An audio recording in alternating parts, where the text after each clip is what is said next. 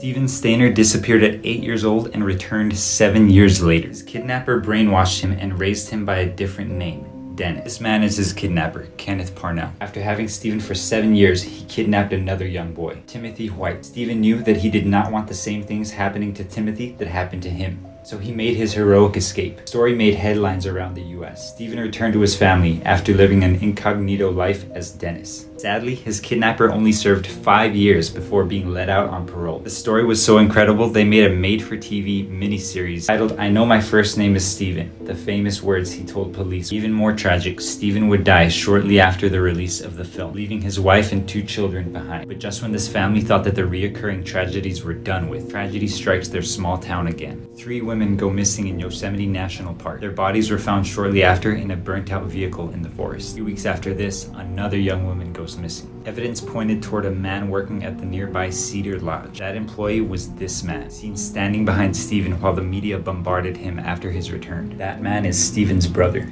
Cary Stayner. He shortly after confessed to killing and sexually assaulting the women. He even took cops to the locations and described what he did. Cary had become the bitter older brother in the shadow of his younger brother's celebrity. When questioned for the first time about the murders, Cary said this: "Before I say anything, I want you to contact producers and writers in Hollywood. I want a major movie of the week made from my story. Before I tell you anything, I want a movie made about me."